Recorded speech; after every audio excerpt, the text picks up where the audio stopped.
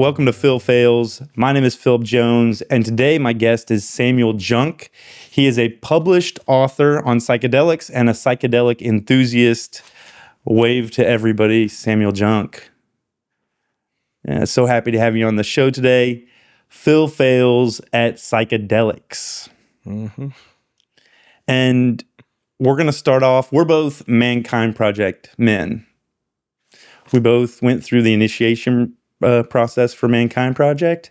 And before we started, you said you'd like to check in first. So I thought we would check in before we moved on to the 5 questions. Phil Phails 5 questions. All right. You want me to go first or you want to go first? I'll check in. Okay. I can check in. My name is Sam Junk. Animal name is Starbird. And I'm checking in feeling like, I'll start with like physical sensations. My hands are like a little bit clammy. I can feel the moisture on my pants collecting. I notice I can like really feel my heartbeat in my chest. I think it's increasing since we started.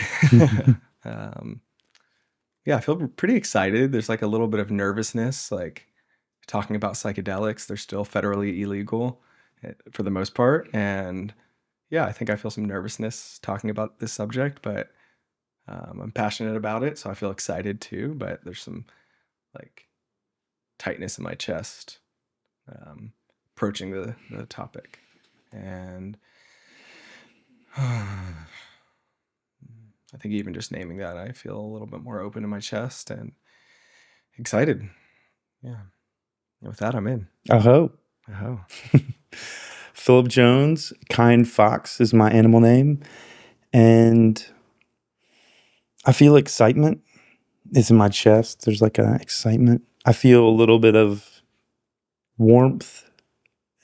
When we start, I turn off the fans and turn off the air conditioner and just feel this like desire to be so calm that I won't get hot or warm up.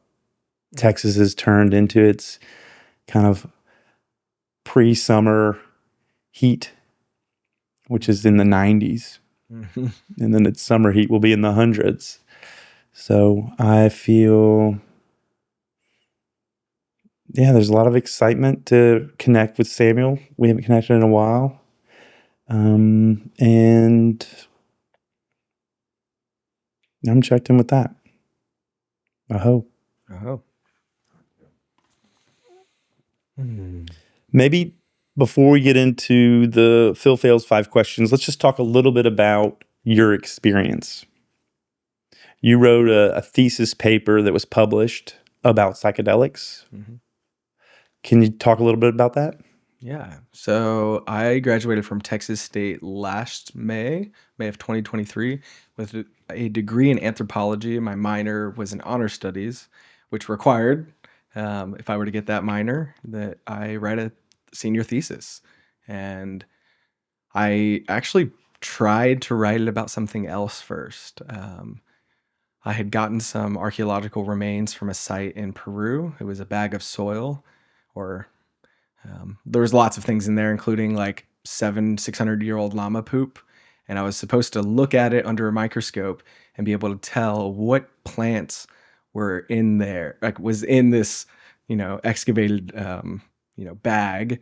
And I quickly realized that I didn't have the botanical knowledge to be able to look at like leaf structure and stem structure under a microscope to be able to determine what plant it was. And then I have to put it in the context of the site and the context of the region. And I quickly realized that was more of maybe like a master's level thesis. And even if it was, I just did not have the skills or knowledge to do that. And so I went back to the drawing board with my professor, and one of the first things that we connected on was the use of plants culturally in different places.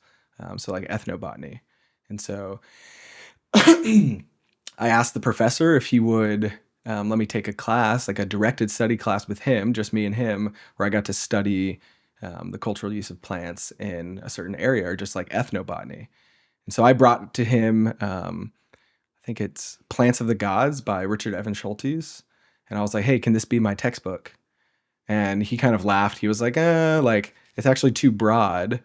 And so he was like, I'll come up with a reading list and we'll do this class. And so he gave me a reading list, and he's an expert in Maya archaeology. And so he put together a class that was basically the ethnobotany of Maya land. And so he gave me all of the papers he could find on looking at how the Mayans used their plants over time, whether it was medicine, whether it was for food, whether it was for textiles or for building or for like different kinds of medicine. And so that gave me a good basis to understand how to like what ethnobotany was. But my real like passion in that was for psychedelics and like what plants did ancient cultures used to use to alter their state of mind.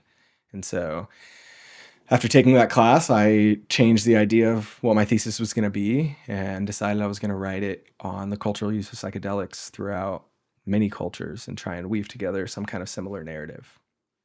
That's the short answer, actually. Yeah, that's exciting.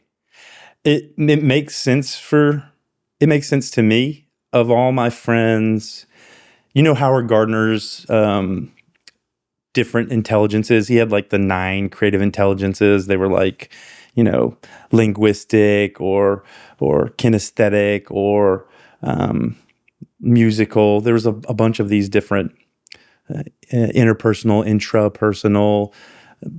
You are the friend of mine that has the highest level of, I think, naturalist intelligence. When we go on walks in nature, you're like, here, try this. You can eat this. Oh, this is what this plant is. This is what this tree is. Like you're connected with the nature in a way that knows the names, knows what's edible, and is aware of your surroundings in that way and loves sharing it. I think you were doing nature walks with folks for a while where they would walk with you through nature and get that teaching or the learning. Mm-hmm.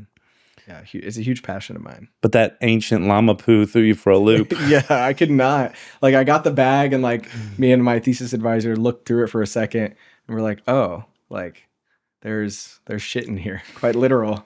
It's 600 years old and it still smells like manure. Oh, it really did? Yeah, it oh still my had God. some smell to it. Yeah. Oh my goodness. Yeah. So from a subjective perspective, so this is the paper's perspective. You have this desire to research and look at cultural uses and of psychedelics, and you also have a subjective experience of psychedelics. Many, yeah. Yeah, we share that in common. As a child, I stumbled into psychedelics recreationally, and as an older adult, from a kind of an orientation of healing. I went back into psychedelics. Do you have a similar experience, or what's your subjective experience of psychedelics? Yeah, it's a great question. I think my first my first experience I had of using psychedelics, part of my research was determining what is a psychedelic and what is not. And I made a good argument, I think, for cannabis or like weed being a psychedelic. So I'd say my first experiences were like with weed. But I don't know if I like saw it as a psychedelic experience at the time, and I didn't have the right framework for it. But my first time like doing a really explicit psychedelic, I smoked salvia leaves. And I was probably 14 years old. Whoa. And I had a friend who worked at the family restaurant, and he was older than me, and he wanted to be the cool coworker, and so he went to Planet K and bought me some salvia divinorum. At 14? My daughter's 15. Yeah. I can't imagine her. I wouldn't recommend it either, but I was so eager, and that's what I could get my hands on. And so he bought it for me, and I remember doing it in the upstairs bathroom of my parents' house at like 14 years old. And I was so scared to do it that I kept him on the phone with me. And he's probably like, what, like, oh God, what did I even get myself into? Right? Yeah. But yeah, that was my first time. And, I would get all my friends to do it, and we'd like have salvia parties, and we'd just really just get dissociated and like confused. And it was kind of funny. But looking back, I actually think it was a very irresponsible way to be using a psychedelic, especially one as strong as salvia divinorum. And at that age. Yeah, I wouldn't recommend it. Yeah. So that was my earliest experience. And then me and my friends started to play around with mushrooms and eventually LSD. And that's, I feel like LSD is really where I started to really understand the powerful nature of psychedelics and how they can help change my mind and alter the way that I see the world in a really powerful way. Yeah. Let's name psychedelics. Let's name as many as we know, back and forth. One. Just because. All right, yeah. What are this category of psychedelics? I'll start easy. You've already let cannabis in there. I'm starting with cannabis. Salvia, divinorum. Psilocybin or mushrooms. LSD. Let's go with peyote. Peyote. Okay. How about a similar mescaline-containing cactus? We could go with San Pedro. How about ayahuasca? Ayahuasca, Banisteriopsis capi. Yeah, okay. Let's go with Datura. Datura, what is that? I've never heard of this one. So there's like a South American similar plant. It has a very similar flower. It's called angel's trumpet, or that's like the common name for it. But Datura is a psychedelic native to Texas and Mexico and some other areas of the United States, but it's a flower that blooms at night. Carlos Castaneda talks about it in the Teachings of Don Juan, which I've read. Yeah, so that was one of the psychedelics that he used or allegedly used in the books. But yeah, I mean, it's a very strong psychedelic. I wouldn't ever recommend someone use it unless you have someone with like ancient knowledge of how to use it, and like that is very rare at this point. So I would steer away from that. Okay. Yeah, I think it contains scopolamine is the active ingredient. I've heard of that from the Hamilton's Pharmacopoeia. Pharmacopoeia, yeah. Okay, I'm going with holotrophic breathing. Okay, natural psychedelic.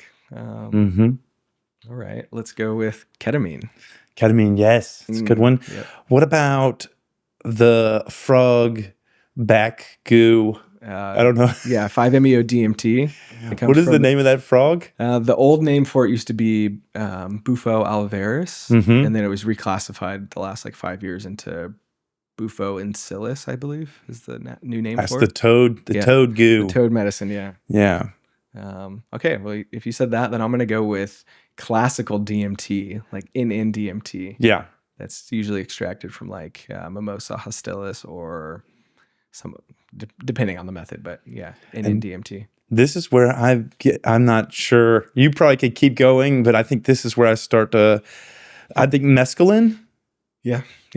Like crystal mescaline from probably extracted from San Pedro since it's cheaper and easier. So is that just saying? I'm just saying an extract from something we've already mentioned. Yeah, but I would say that there are other alkaloids and active compounds inside of San Pedro and peyote that probably aren't as well researched, that definitely play a part in how the mescaline interfaces with your body.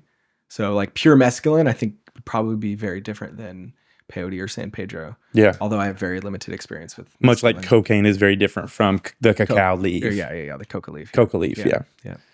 Okay, can I keep going? Yeah, then? keep going.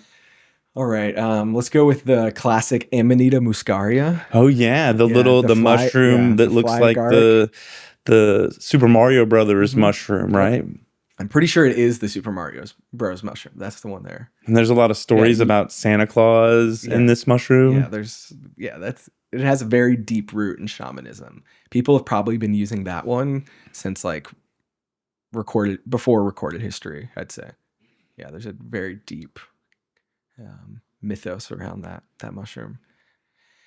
I want to think of a few more. So there could be LSA, which is like the precursor for LSD, and that's contained in morning glory seeds and Hawaiian baby woodrose. Okay. Lysergic acid. My understanding, though, is that it is neurotoxic in that form and can cause maybe some craziness, for lack of a better word, if you don't. Like long term. Yeah, and like maybe isn't the best for you in that. Well, maybe I might be getting confused, but LSA is also in ergot, which is a mold that grows on rye and wheat berries. Which they say, at least I heard when I was younger, might have caused the Salem witch trials. Salem witch trials, because they got into some of that. Yeah, and there might have been a early freeze that may have caused mold on the berries, and they ate those berries and went a little crazy. And I have a story of a friend who got ergot poisoning because he was picking up wheat from the side of the road and putting it in his mouth and chewing on it. Oof. And he had this habit. And eventually he figured out that was what was going on. And he was hospitalized before he realized like he had been slowly subjecting himself to that poison. Oh my God. Yeah. So LSA, that's another good one. I want to kind of like go through some cultures and see if I'm missing any. It's like in North America, we have peyote, datura. Going further south, we have LSA. Yeah, I think I'm good on. I think I said most of the major North American ones. And yeah, there's also the vilca, or there's another word for another species, but there's a seed pod that grows in South America. It grows on a very tall tree. And the seed pod is ground up and blown into the nose with a tepe or a caripe. You can do it self-administered, or it's kind of like rape.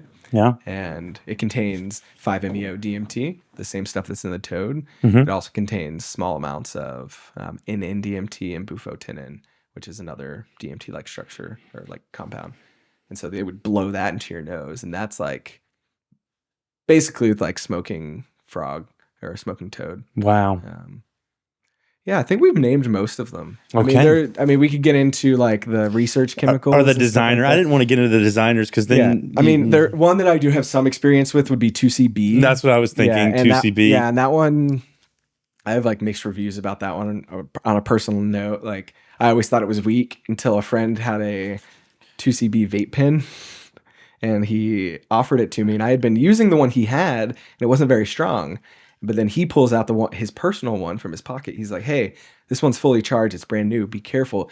Quote, "It hits like a ton of bricks." And I was like, "Oh, whatever. I'm gonna hit it like I just hit the other one." So I took a long 10-second drag, hold it in, and by the time I'm exhaling, I felt like I could see the entire holographic fractal like universe, and I was like seeing like more tracers than I'd ever seen in like a lucid state. And it was so intense. I had to like run outside and try and throw up, and I could not throw up. It just like, I went from 0 to like being able to see the numbers in the matrix so quick. Yeah.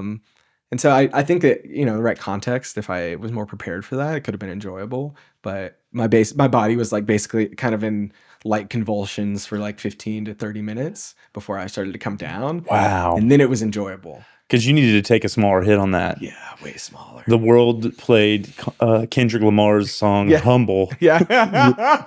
Like immediately. Sit down. Yeah. And I've definitely been humbled by many psychedelics, but that's a lot of them. That's most of them. All right. That's a perfect segue into Phil Phails' 5 questions as we explore Phil Phails at psychedelics. Yeah. Question 1, how does someone fail at psychedelics? That's a great question. I would say the first thing that I would probably say is that Phil failed at psychedelics by doing them at such a young age. Not me personally. I definitely did fail at psychedelics by doing them at a way too young age. I was walking around in cow fields picking mushrooms when I was probably 14, 15. Okay, I misunderstood the assignment. It's really how does one? But I think you've answered a good one is doing them too early. Yeah, doing them too early. You need to be at a certain maturation level, a certain age, a certain experience level.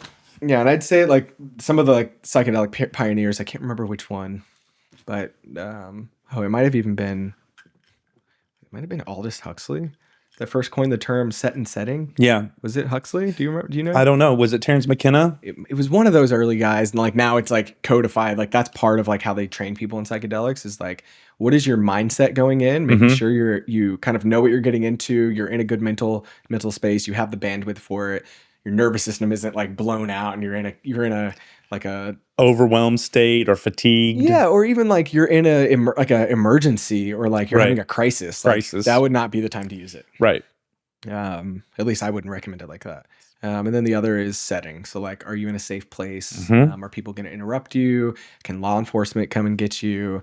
You know, are you going to be disturbing the public? Like maybe doing it in public isn't the best idea. And then part of set and setting, I would consider like having a well-experienced facilitator. Right. And in different cultures, this looks very different. In modern Western culture, that looks like typically having a therapist. And now we're seeing like an emergence of psychedelic assisted therapy. And I would say like that's a pretty safe way to do it because you're going to get the right drug and the right dosage, and you're going to have medical professionals around you and people who have been doing it. So they kind of know how to guide or not guide or just like, hold a safe place for you to explore your mind and body. So we can reverse engineer that and say that to fail at psychedelics, you could do it when you're in crisis, or do it when you don't have the proper mindset, or in a setting that's overly chaotic or confusing, or you're going to impact or see other people and could potentially get into trouble, or get hurt. Yeah. And I think I learned a lot of that reading, but I think I learned it more deeply firsthand, like doing psychedelics in context that I should not have been, and then facing the consequences. Like what? Like for example, in probably like 2015 or 16, I took what I thought was like 200 micrograms of LSD. So like 2 hits of LSD, and it was the strongest LSD I'd ever taken. I don't know if it was that dose, but I was at a music festival and I ended up being detained by the security of the festival and fighting them for my dear life because I was so delusional that I thought they were trying to kill me and stop me. And so I ended up going to the hospital high as a kite on LSD. And I don't blame it on the LSD to this day. Like I've done LSD since then and it's been phenomenal, but I won't do LSD like that in such a setting. Like I've done it since then at festivals, and I won't take like more than half of a hit, and it has to be LSD that I've done before, so I know what I'm getting myself into. Yeah. But yeah, that's one example of what could go wrong. I like woke up the next day and my wrists were swollen from trying to pull my hands out of the handcuffs. And like, because you didn't have an awareness. Well, I got to the point where I knew I could pull them out, but I'd break my wrist or my thumb. And that wrist, my left wrist, was messed up. And I remember seeing my father the next day, and he looks at me, he's like, "Damn, son, you really got fucked up last night, didn't you?" I was like, "Yeah, Dad, you have no idea." And then like a couple years later, I told him like, "Hey, don't tell Mom, but that time that you saw me and I looked all beat up, it's because I was beat up and I ended up going to the hospital." And I found out after my dad's death, I said something about it to my mom, and she was like, "That motherfucker kept it secret from me. He did not tell her that I had that experience." And so it was relieving to know that he took that one to the grave with him. That your pact with your dad was sacred to him. Yeah, and he did not share. He knew that it would upset her and betray some trust. You know? And he trusted me, and I ended up okay. And I learned from it. I won't do that again, and I will discourage friends from doing drugs at festivals unless like they really know what they're doing, which I don't think a lot of people do. So. Right. So that's a good example of failing to consider set and setting. Yeah. Yeah. And dosage. Yeah. Yeah. So some of those failures are like, what are you taking? Do you have an awareness of it? Do you have folks around you that you trust and that you have a good relationship with? Are you in a good environment? Putting any of one of those out of balance could really produce some failures at psychedelics. And to give some like maybe like some more credibility to the why you shouldn't do them at a young age topic, I think I want to mention that when I was researching for my thesis, I had to understand, I had to make an argument like about cannabis and like what's the modern context and what is the modern research saying. And luckily, because it's more mainstream, there's a lot more research out about it. And I read a study that said, and I might get these a little wrong, but I promise I'm not exaggerating.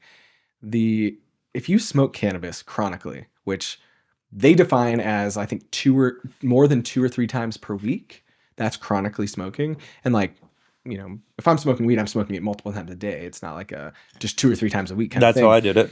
So if you're apparently for men under the age of 25, if you're smoking chronically, it like increases your risk of psychosis, like late state or like later in life psychosis, like an emergence of some kind of psychosis by like 90%. No way. And so it's like, and it's more detrimental to men for whatever reason. It could just be the way the study was, or it just could be men's psychology. But for whatever reason, it really is dangerous for men under 25 to smoke chronically. And that's when I smoke the most weed.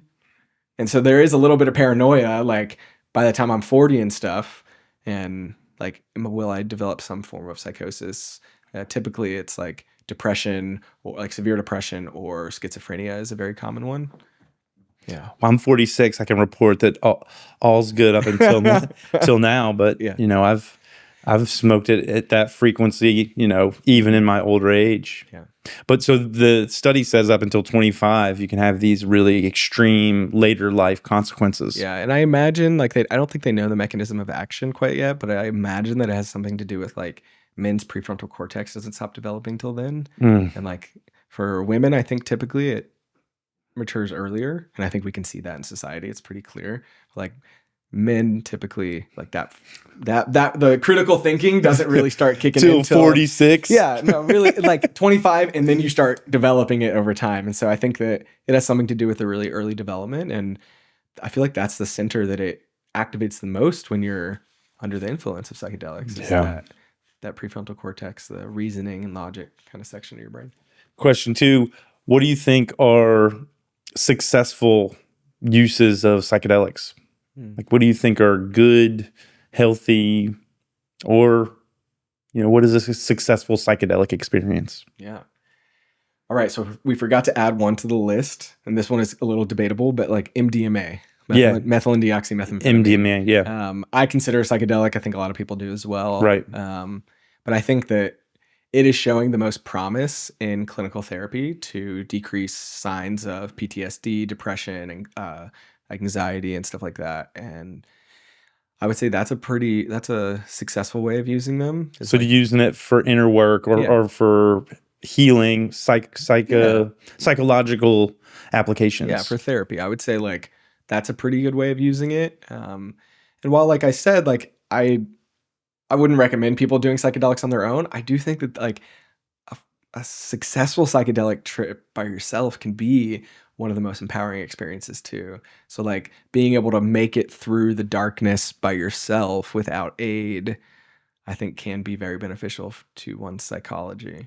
And so I would say like a successful trip by yourself where like nothing went wrong or like that you made it out on the other side better.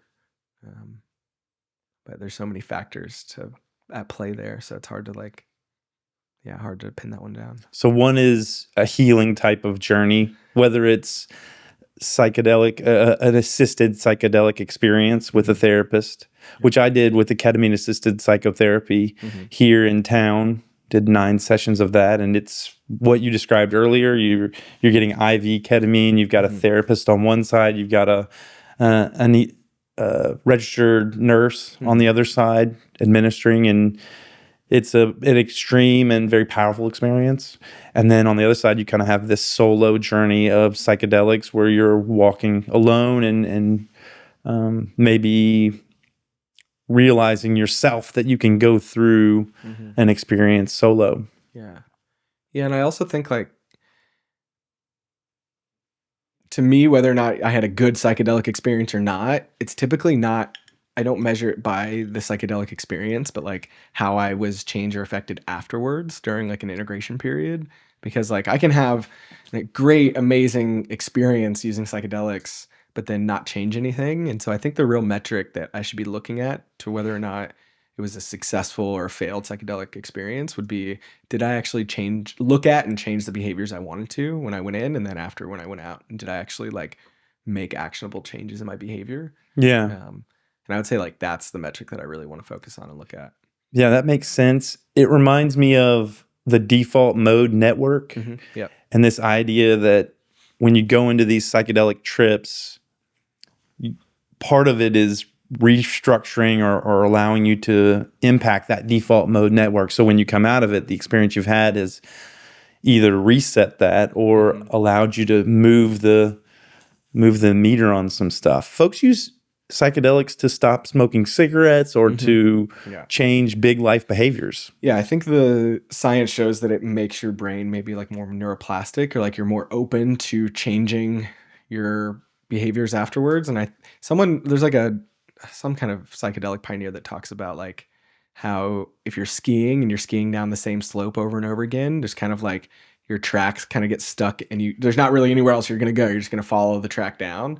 But then taking psychedelics is like, you just got that fresh pow Fresh just powder, baby. everywhere. And then now you can go and have a different experience because you're less locked into that same way of thinking or behaving. And so it kind of gives you the opportunity afterwards, if you've got the right motivation, to go and change how you're doing things for better. To be in a rut. Yep.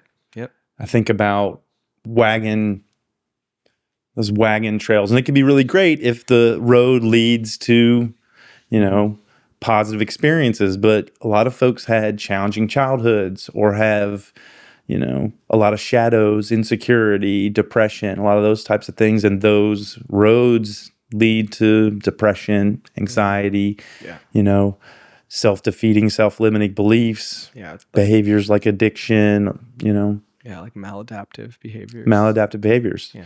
So we want them to make new changes, throw down some new tracks, and see what else is out there. Right. And that's been my experience. That was my kind of journey, to find other ways of thinking, other ways of being.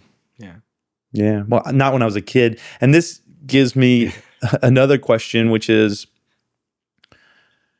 do you think the intention matters as far as the impact of, I'm just going to call it the medicine? Yeah. Do you think if you're doing it recreationally at a rave or doing it intentionally in a spiritual ceremony, do you think the mind or the body cares the setting, that type of thing? Does the mind or body care?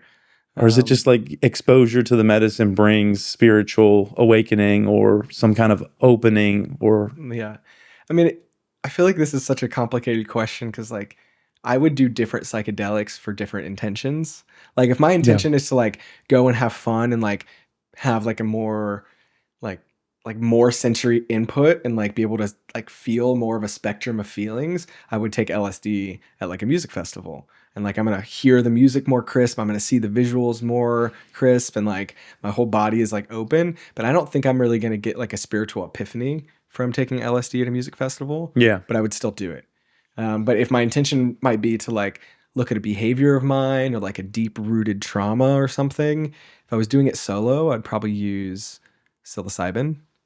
And it seems like to me psilocybin has a way of, it doesn't let you get away. It's like, hey, here are the things, like you can't ignore me. LSD feels like I can put my attention over here and just enjoy it. Mm-hmm. And like, oh, now I'm looking at like this trauma. Oh, I want to go dance, and I can just go dance. But yeah, I think that psilocybin kind of puts my attention down on the thing. But then if I was going to do it in a group, I'd probably recommend MDMA for myself, to have someone kind of walk me through the forgiveness of myself and just, that whole experience of MDMA. What makes an ingredient psychedelic? Like you said, you did some research on what exactly is a psychedelic. What makes something a psychedelic? Well, I think the definition of a drug is like something like a mind-altering substance. So like I would say alcohol, caffeine, those are drugs. And I think you can loop up all the psychedelics in the category of drugs. But then once you start separating, that's when it gets a little bit more tough. Some researchers have said like, well, it has to have an affinity for these receptors in your mind for it to be a psychedelic. So then you could get into the nitty-gritty of that. But I think the argument I made on why cannabis is a psychedelic was something like, if you've taken an edible that was way too big of a dose, you know that it was a psychedelic. Yeah. And it's almost like you know it when you see it, or you know it when you experience it. Because I think in low doses, psychedelics are more like nootropics, and they just like change your brain structure, or like change the way your brain's working a little bit. But in higher doses, like LSD in microdoses is not the same as like LSD in macrodoses. And so I think the dose matters a lot. Yeah. I feel like I might not have answered that question. No, you did fine. Okay. It's probably, I think what I heard you say is, it's hard to know. Some of it is which receptors it's impacting in the brain. And that was the answer that I got. Yeah. And like MDMA, some people say it's not because it doesn't affect those same receptors, or it's not as like visually psychedelic. So the answer I heard was kind of the same answer the Supreme Court gave around obscenity. Yeah, you see it, right? You know it when you see it. Yeah. I don't know how to define it, but I know it when I see it. Yeah. So like go to the internet real quick. Yeah. Like, if you take too many puffs on a joint and you haven't smoked weed in a while, to me, it's like you just entered the peak of an LSD trip. Very similar, like high dose cannabis, high dose LSD. I think subjectively they're very similar. Like I generate grandiose sense of meaning and extreme paranoia. That's more the cannabis, but yeah. Let's see. What's another question? How did you get involved in psychedelics? Where did you generate a kind of an enthusiasm or an interest in it? I was definitely like the forerunner in my group. Like I was the one who was always, hey, let's do this. Hey, let's try that. But where did I get it from? I think it was the internet, reading somewhere on the internet. I think I was on Arrowid when I was early. It's like an internet forum for people to share their experiences of psychedelics. Trip reports? Yeah, trip reports. Yeah, I think that Arrowid was like the first public forum for people posting trip reports, and I think it came out in the 90s. So that's like a very, very good source. But how did you stumble on that? You were 14. How did you I didn't even have that good of access to the internet. Like we had a shitty computer growing up. Like I bought the computers if I wanted a good computer. So I don't know. Was there an uncle that was a deadhead or like? I mean, like my parents smoked pot, but they were kind of hesitant about psychedelics. So I don't know. I do remember, you know what? It had to have been listening to Terrence McKenna on YouTube. When you were a kid? Yeah. When I was in high school, I was listening to Terrence McKenna because I remember him talking about like, 3.5 grams in darkness, his like the heroic dose, or like maybe 5 or 7 grams in darkness. And I remember me and my friend one time we each ate 3.5 grams of psilocybin mushrooms and then listened to the entirety of Lateralis by Tool in my room in the dark. And it was like so profound. And it was like so cool to tell your friends like, oh yeah, I went like last weekend, me and my friend, we did it in darkness. We listened to Tool. And it's like, I think I was right when Lateralis had came out, I think, or around that time. But it had to have been listening to Terrence on YouTube. Yeah. I probably listened to one too many YouTube videos of Terrence McKenna talking about psychedelics. What kind of personal impact do you think that your relationship with psychedelics has had or continues to have? Yeah. Sometimes my mom always asks me like, how did you come out the way you did? And I think I touched on this the other day when we spoke, but my brothers and sisters, like I am so different than them. Like I seem like, and you can ask any of them. I think it's safe to say I'm a more open person. Like I'm generally more open, for better or for worse. And some of them say I had it the easiest because I was the youngest of 4. But of course, to me, I feel like I had it the hardest because I was the youngest of 4. So I think somewhere in there, I started using psychedelics at a young age because I knew something was wrong in my family dynamic and something wrong with the world. And I wanted to explore, like, why am I doing the things I'm doing and why am I the way I am? And so I started taking them at a young age. And I think it opened me up in a way to where I was just more open to the world, more open to experiences, people, empathy. And I think it was, my senior year in high school after doing mushrooms, I was like, I need to be a vegetarian. I cannot sit with the amount of suffering in my body if I'm going to eat an animal. And so I like became a vegetarian for the first time when I was like 18. And that was definitely because of a really good mushroom trip I had my senior year in high school. But I think overall, they made me a more open person, but they also allowed me to trust my own like intuition on how to like navigate and explore different parts of myself and traumas in my body. And now I'd say like I have a pretty good relationship with mushrooms where like when I consume them and I put a blindfold on and I lay there in the darkness, I can like feel it moving through my body and into different limbs or sections. And I can like feel into like the story that I might have there that's like causing me pain or discomfort. And it gives me an opportunity to breathe into it. And yeah, I think it's increased my own trust in myself to like navigate my nervous system. And I think really gave me like a pathway to understanding how my nervous system works in my body. Yeah. Would you call yourself a seeker? Yeah, I think so. Yeah. Yeah, I'm definitely looking for answers all the time. Curiosity is probably my biggest superpower, I think. Yeah. Final question. I don't know what number question we're on. Phil Phails 5 questions is we're right about at time, but I want to get to the conclusions from your thesis. Like what, if you could give us kind of an elevator, like a synopsis of what you learned in the research you did. Using psychedelics is a constitutional right, and the government has taken that away from us. And what's that mean? We're guaranteed to the pursuit of life, liberty, and the pursuit of happiness, right? At least that's my understanding of some of our founding documents. Unless it like hurts other people, right? Unless it infringes on other people's rights. That's where your thesis went? Yeah. Oh, wow. Tell me more. So it started with me. I wrote this thesis about like every psychedelic and the cultural context, and then like the research, and then like, or like ancient use, modern use, and then the current research. So it was like a 3-tiered process. Like the first section was like, okay, this culture used this psychedelic in this context. This culture used this other psychedelic in this context. And it was kind of like the history of psychedelics in some ways, and just giving like a, like a short little dive into each culture and how they used it, and how we know that through the archaeological record.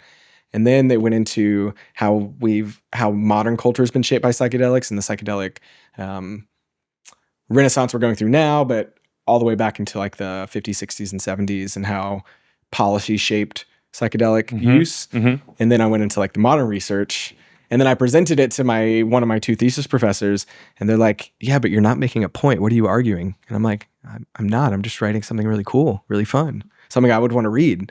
They're like, yeah, but like you need to make a statement. That's what a thesis is. And I'm like, you're right. I'm not arguing for anything. And so I basically had to rewrite the whole thing in a way that positioned psychedelics as something that should not be illegal. So I actually can't even recall the title of it right now, but it's basically like, I looked at the legality of psychedelics and why they got there, and then made a case for why I think they shouldn't be illegal. And not that I even need to make a case, because like, I think it's a fundamental right of ours, but like, they're obviously not going to give us our freedoms back unless we can make a good case for it.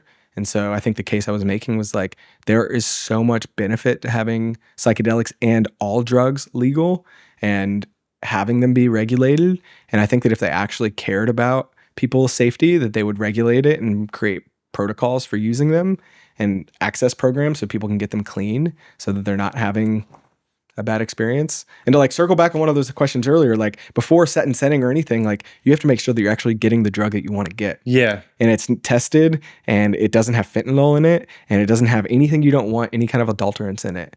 And so I think that if their government is going to step in and stop us from using them, or if they're going to give us our permission to use them back, then they're going to want to hear, well, why should we do that? And I think that it's safer for everybody involved if we have clean drugs. You don't have to risk overdosing. And then it gives people the opportunity to have access to therapy and stuff like that. And ultimately, I mean, we could go into a whole debate about whether or not all drugs should be legal or not, but that's where my research led me. But I still, like, I want them to be legal, and I wouldn't recommend everyone using them. Yeah. You know, I don't think caffeine's for everybody. I don't think alcohol's for everybody. That's right. You know, and I don't think psychedelics are for everybody. So while I will advocate for them to be accessible by everybody, I wouldn't recommend people all use them, but I believe in people's personal freedom to choose and like take risks with their life and their body. And as long as they're not really hurting other people, then I think we have like our birthright is to be able to explore our mind with plants that are out there in the world. And it sounds like historically a lot of different cultures have had some sort of psychedelic component as part of their their rituals or as part of their Yeah. society. Almost every single culture had some kind of medicine man or woman or person that would use these either to heal people or for divination or just to like figure out what's going on or to like talk to their ancestors and stuff like that. And so that's where it starts to get into like there's like almost two different ways to use it, or many different ways to use it, but there's like the more clinical way to use it that Western society is adopting. And I think that's because of this like top-down approach where we're like limiting people's use on them. So if we are going to use them, it has to be governed. And then there's other way where people are using them in a more maybe traditional or neo-shamanic sense, or even shamanic sense, where it's more of like a spiritual sacrament. Yeah. Which I think is very appropriate too in the right context and necessary. Yeah, I think we both probably know a handful of people that went down to Peru to do ayahuasca ceremonies. Mm-hmm. Yeah. And even here in Austin, we've got the Santo Daime Church that uses ayahuasca as a sacrament. Mm-hmm. Yeah. And I believe that they've been granted permission by the federal government to use it as a sacrament, because it gets all the way up to like a circuit court before it goes to the Supreme Court. Like, they can approve it for the use of like a single person and they'll look at that case. But if they get denied their use, then it appeals and keeps on going up. And if it were to go to the Supreme Court and then they decide, then it changes the precedent for the whole United States. But I don't think there's been a case that has made it all the way to the Supreme Court. And I think that's intentional. Like, they grant them the access before they get to the Supreme Court so that they can give that one group permission without giving everybody permission to use it as a spiritual sacrament. Mm-hmm. And so that's like one way I think they're suppressing the use of it. But yeah, there's a lot of places that basically use psychedelics under, I wouldn't say the guise, but under the use of religious freedom. And I think that over time we're going to see, we're going to see everyone be able to use it in that way. But yeah, I think it's really good that people have found a way to get access to it in a way that's not illegal, because that's a huge concern for most people. Yeah, I think the impacts of interacting with the criminal justice system and punishment and the prison system, I think, is far worse than the impacts of the drug themselves. Yeah, and like for so many cultures, these sacraments are just that. They're sacred. And to have something that's sacred have all this baggage of like the opposite, the profane, being taken to jail, and like having your freedoms taken away. It's like, if that context is also there, it's hard to like, at least it's hard for me to like really relax into the sacredness of the medicine when there's all this top-down control fearing you into not using them. Is that 5 questions? Yeah, that's 5 questions. Wow. This is the fun part, or I think all of this is fun, but this is the part in the interview where I put down the pen and the paper, and we kind of do more free form, but with the intention of exploring your life from kind of birth till now. Yeah. Before we do that, we'll play a little game. We'll have a little fun. We'll do. In your life, you've interacted with a lot of different frameworks or modalities for healing or for growth work, personal development group. Is that true? Yeah, I think so. Personal development. I hope I've grown from it. Authentic relating, is that one? Yeah. What else? I did circling. I did some circling as well. Psychedelics. Mm-hmm. The Mankind Project. Yeah. Are you still going to an I group? I am, yeah. I'm in a group called The Herd. Shout out to The Herd. Shout out to The Herd, y'all. No, we have a pickleball thing we're doing tonight. I'm excited. Nice. Excited to go learn from the pros. I've been doing that pretty consistently the last like 6 or 7 months. But I hadn't been in an I group before that. I had visited a couple groups, but I wasn't in I was in like the Monday morning group that we both went to a little bit, but didn't have like a circle that I was like really deepening with, very deep. And this group is definitely that. I need to find a I group. Yeah, well, I'll let you know. Yeah, I'll let you know when we have a next open one. It'd be nice to. I haven't had an I group since my initiation week. or weekend, and I sit regularly with two different small groups of mankind group people. One's just three of us. Well, not just. One's a triad and the other is a dyad. Really powerful work. And I'd like to have a larger group of men to share and see what that's like. I always enjoyed the ones I dropped in on. And then there was one more I wanted to add in there. So yeah, it's definitely psychedelics, definitely. I feel like there's actually two I wanted to add. Two of the personal growth things I wanted to add. One was dancing. Ecstatic dance. Ecstatic dance. Yeah. I would say that might even be the most pivotal, like the biggest one for me. But then another one was in 2019 or so, I got coached by a man named Brave. And that was probably like the biggest catalyst in my growth. Probably even more so than like psychedelics, I would say. Was coaching. Was being coached, yeah. Having like a quote unquote life coach. Yeah, by far, that was probably the most like activating part. Like took me from being a boy to a man. Really? Yeah. Yeah. Kind of like in Iron John. Yeah. Where he meets an older man, or in more recent mythology, Star Wars, when Skywalker finds Obi-Wan Kenobi, and or what's his name, the little green guy, Yoda. Yoda. Yeah. And it's this relationship with an older, wiser person, and getting that mentorship, getting some direction. It's the story as old as time. Yeah. It's like the story for men. It's like part of the hero's journey. Yeah. I bring that up because one of the things that have been powerful for me, one of the modalities of all of them, I've done a lot of the ones you shared. One that you didn't mention that has been really impactful for me is improv. So I will invite us. Let's do this. I'll invite us in an improv game. And why don't you invite us or you lead a authentic relating game? Because I know you know a handful of them, don't you? Yeah, I can think of one.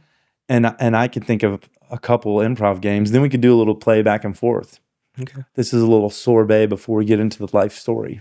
All right. A little fun and play. Okay. I'll give you a choice of three. We can do 1, 2, 3. We can do sound ball, or we can do mirror cat. Do I get any more context than that, or just the names? You can. Is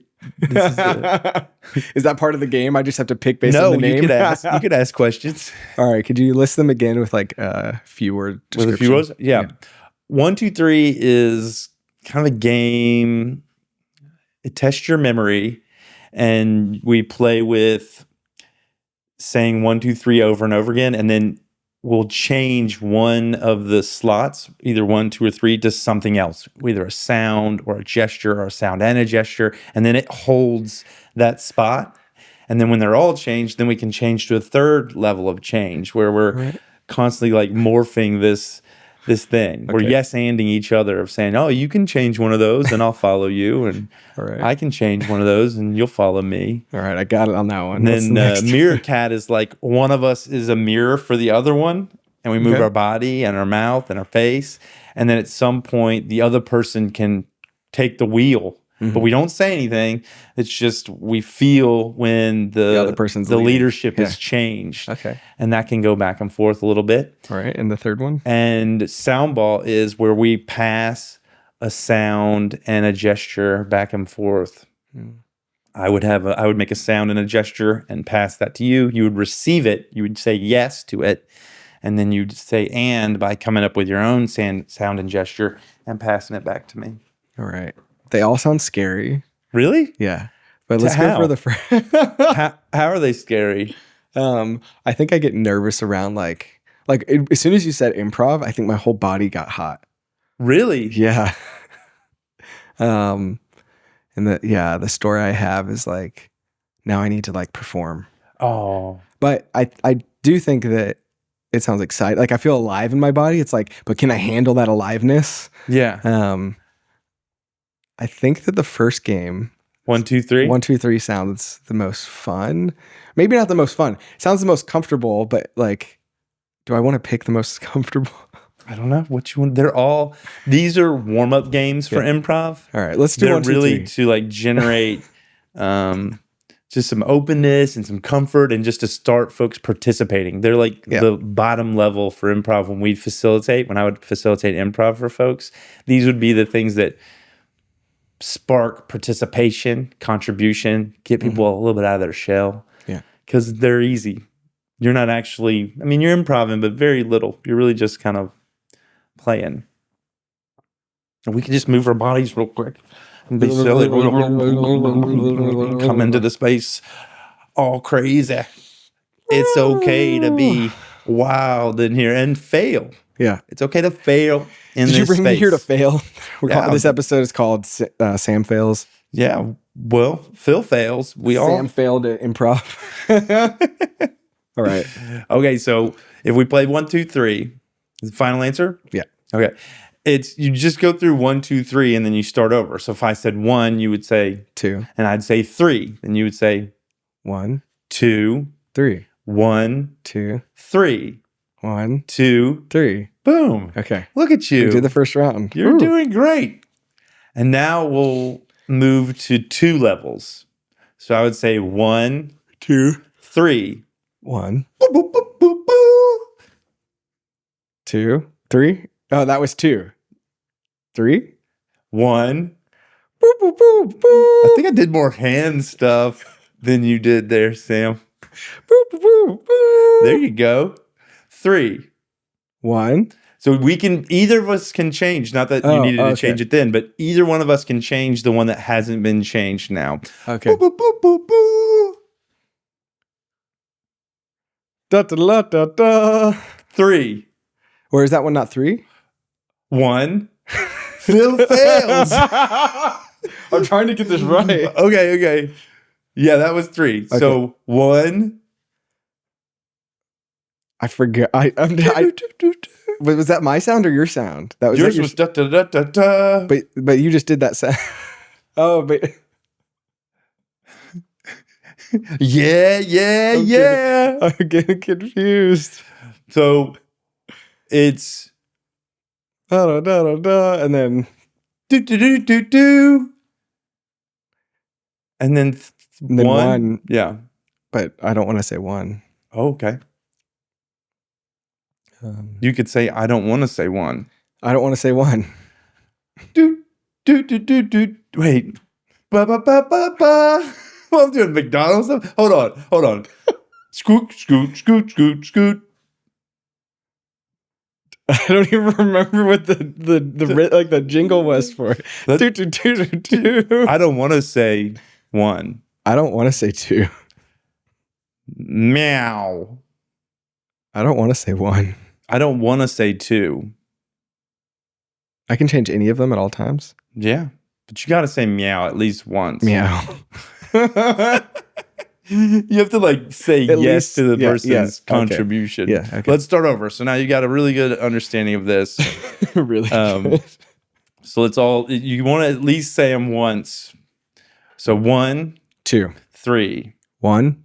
Ruff, ruff. 3. 1. Ruff, ruff. Meow. 1. Ruff, ruff. Meow. 1. Boop. Meow. Rawr. Boop. Meow. Rawr. Boop. Meow. And that's when it became too much for my memory. And everybody, that's 1, 2, 3. That's an improv game. That was raw. Boop. Meow. That was Oh. All right. So maybe I come up with a game now? Oh yeah. Or an exercise. Let's do it. An exercise. I actually feel like I'd rather lean on something I've been doing more recently, which is Mankind Project. Let's go. Processing. So typically in Mankind Project I groups, we go through the rounds of the lover round. We check in. The warrior round is about accountability and integrity. The magician round is about transformation, and the king round is about a blessing and round it all out kind of thing. Which of the four do you feel Are interested? we missing one? No. Is there a lover? Yeah, lover. Lover? Yeah, lover first. Lover, Warrior, magician, king. king. That's And that's right. And that's the order. That's the order that the groups will typically go in. I think the book is king, warrior, magician, lover. Right. It's a little Which different Oscar order. talked about that Yeah, in his yeah. interview. Mm-hmm. Okay, what were we saying? Which of the 4 rounds do you want to do an exercise from? Ooh, we're doing psychedelics, so let's do transformation. Okay. Psychedelics is probably a magician archetype. Yeah. All right. So I want to be careful here because in the Mankind Project, one of our agreements is confidentiality. Mm.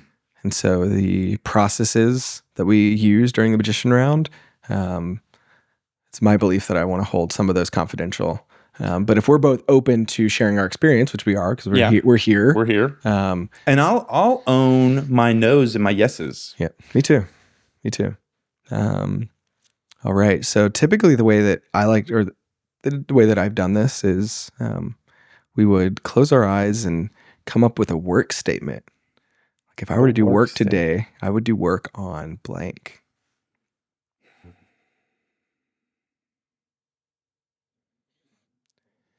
I got one. I got one too. What you got? If I was going to do work today, I'd do work on authenticity, on putting down whatever different voice I take on when I say, welcome to Phil Phails, and try to find some authentic voice, some real expression, an intimate, vulnerable kind of expression that's playful. Yeah. And real and trust, And so hearing that, what we would do is we would ask you to condense it again and get it into like one good clean sentence.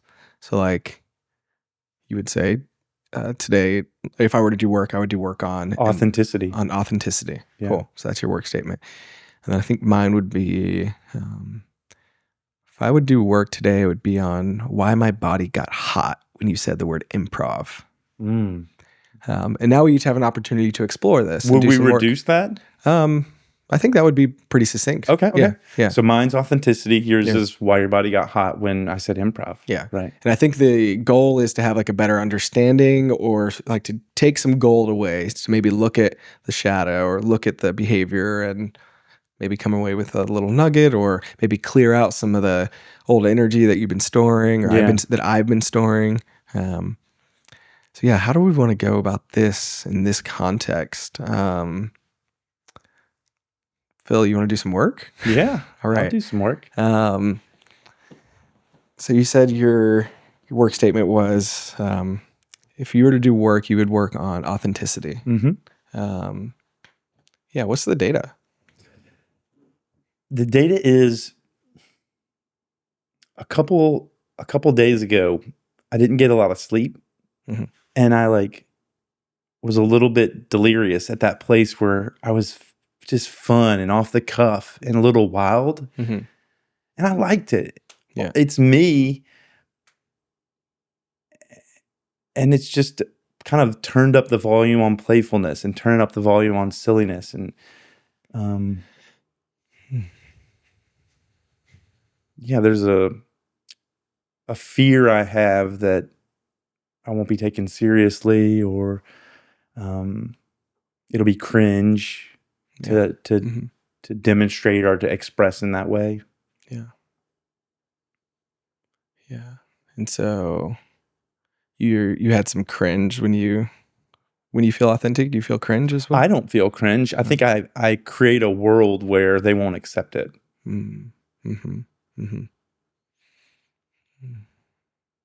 Create a world in which they won't accept it.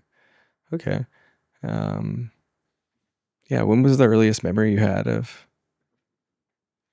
the world not accepting? Yeah, that's easy. Like when I was a kid, it was, being too much is like something that's is a memory of being too much, of, I'm just doing stuff to get attention. Yeah. That was like something I remember from childhood. And I've done a lot of work around that stuff, but I think having my expression, either, not celebrated or tamped down, is not uncommon from childhood memories. Yeah. And what are you wanting out of this process? I think it's a good question.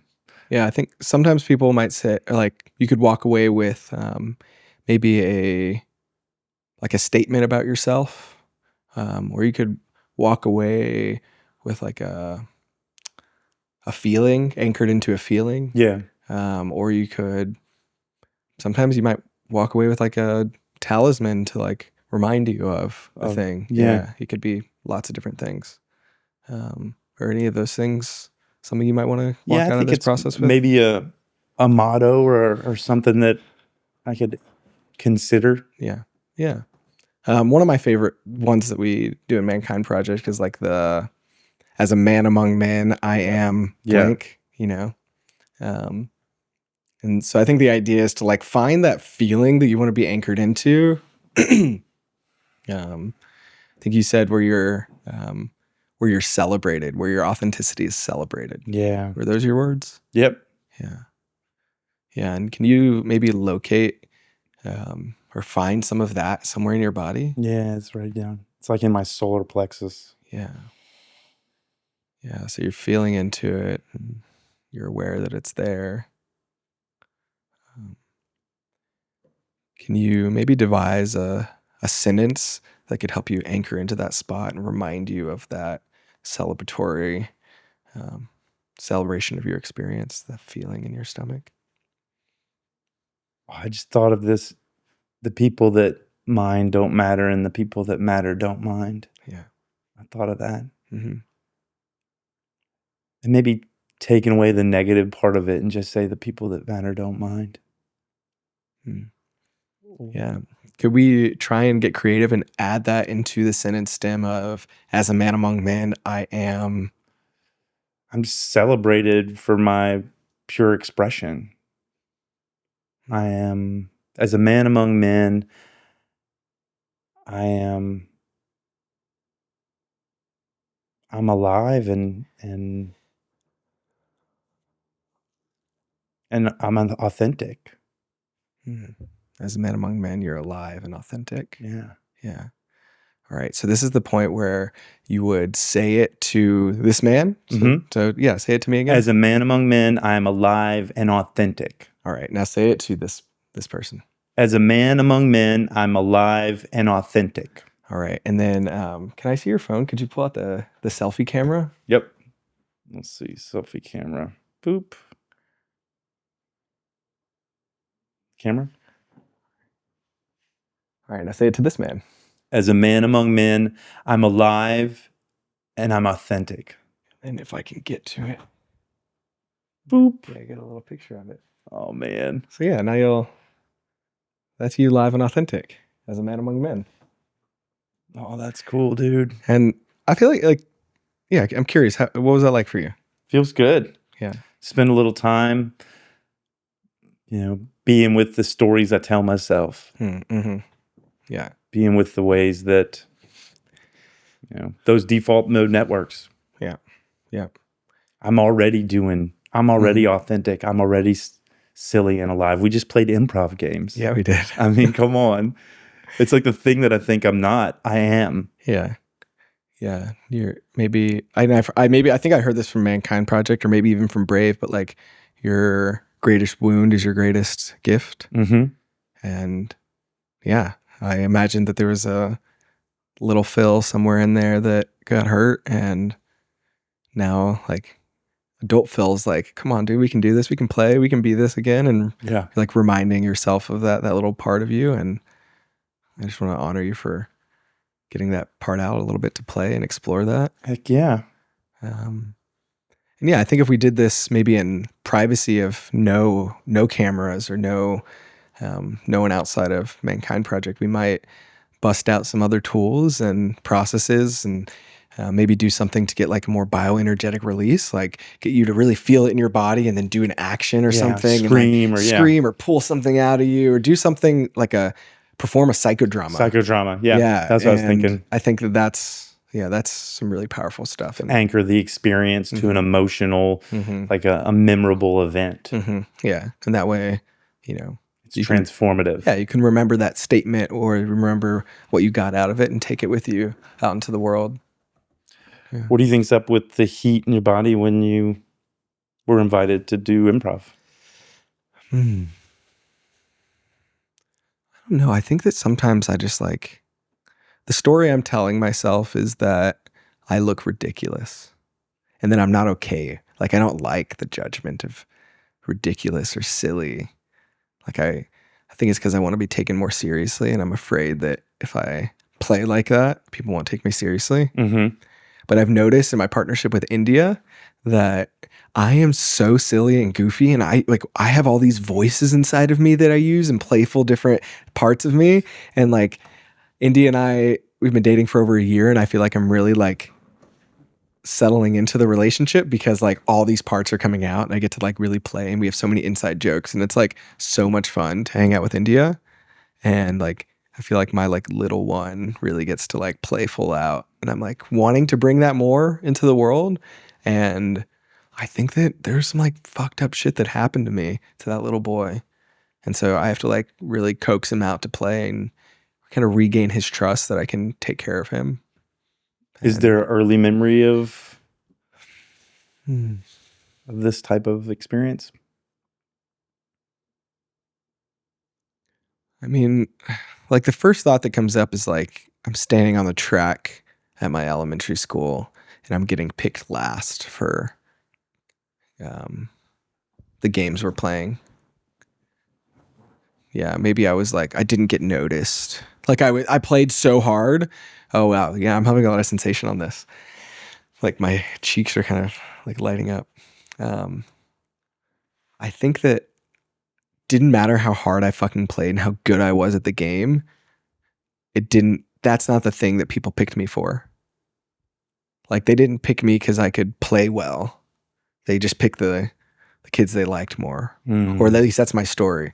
And so I'm like, well, like I just don't take it. I don't take playing seriously or something unless like I know I'm going to be noticed for it. And so I think something more subjective like play, I'm like, I don't know if I'm good at this. Like I can't be really good at it. I can't have control over how good I am of it or what other people are going to think. And I don't want to like portray myself in a way that might make people not like me or not pick me for their team. Yeah. What comes up for me is in the learning process or in the research process or in the writing process, you want people to see the finished draft. You want people to see the thoughtful, intentional execution. You don't want people to see the figuring it out. Yeah. Yeah. It's vulnerable. But then again, there's places that I am so safe and expressive. Like with India, I had ecstatic dance. Yeah. I am so expressive. Like, and I don't have any of that choreographed, but I'm like dancing like a ballerina up there, you know? And you didn't take ballerina class. Yeah, and like, I don't care if it's proper form or whatever. It's like lyrical or like more contemporary. Like I'll dance all sorts of different ways. And I'm comfortable doing it there, but I've also been dancing for like 8 years, like almost every Sunday for 8 years. And it's not just the dancing every Sunday. It's probably with that community, that's safe people. That's that container that's created by a bunch of relationships. Yep. And it was built over time. And I would say like that's an area where I feel like I can go out and play and like I've gotten more comfortable there playing even as of recently. Like I started facilitating at the Sunday morning ecstatic dance back in December of last year, and I think I just, December, January, February, March, April, May. I think I just did my 6th facilitation, and I was so much more comfortable grabbing the mic and like talking and like moving around. And I just like took my time and like, I was so much more comfortable because I had done it. And like, yeah, I think I just felt like I could say what I wanted to say. And like Keith might say, like, give me some pointers or something, but like, I didn't care what anyone had to say about how I facilitated. I knew that I was doing it the way that felt good for me. Internal referencing. Yeah. Yeah. Is there some kind of takeaway you want from looking at this? Yeah, I think.